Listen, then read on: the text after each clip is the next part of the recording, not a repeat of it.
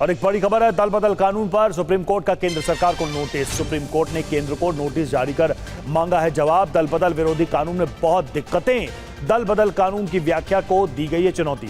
ऐसे मुद्दे को सदन के अंदर उठाना चाहिए, ये कहा गया है सुप्रीम कोर्ट की तरफ से।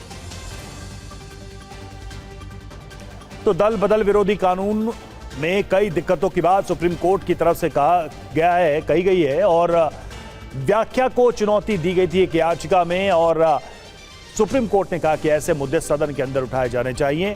पीयूष पांडे हमारे साथ इस वक्त जुड़े। पीयूष, विस्तार से बताइए दल बदल को लेकर क्या टिप्पणी है सुप्रीम कोर्ट की, क्योंकि हाल फिलहाल में ऐसे कई आरोप लगातार राजनीतिक दलों की तरफ से लगते रहे। बिल्कुल रवि, देखिए इस मामले पर सुप्रीम कोर्ट ने केंद्र सरकार को नोटिस जारी किया है और इस मुद्दे पर जो वरिष्ठ अधिवक्ता हैं कपिल सिब्बल, उनकी तरफ से याचिका दाखिल की गई थी जिसमें 10वीं अनुसूची की जो व्याख्या की गई है सुप्रीम कोर्ट द्वारा पहले फैसले में, उसके मद्देनजर ये चुनौती दी गई है। और सुप्रीम कोर्ट से ये कहा गया है बाकायदे कि जो दल बदल कानून है उससे बहुत सारी समस्याएं सामने आ रही हैं।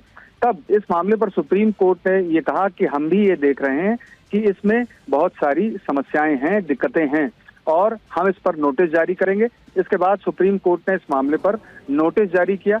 जो वरिष्ठ अधिवक्ता कपिल सिब्बल, जो इस मामले में याचिकाकर्ता भी हैं, वो पेश हुए और उन्होंने साफ किया कि गोवा वाले मामले पर एक याचिका पहले से लंबित है, लेकिन मैं कुछ और मुद्दा उठाना चाहता हूं। उनका सेंस ये था कि जब किसी को बहुमत मिलता है उसके बावजूद कोई दूसरा जो दल है वो किसी न किसी तरीके से जो सरकार है या सत्ता पक्ष है वो हासिल कर लेता है, तो इन स्थितियों के मद्देनजर दल बदल जो कानून है वो कमजोर है और इसकी व्याख्या सुप्रीम कोर्ट को फिर से करनी चाहिए।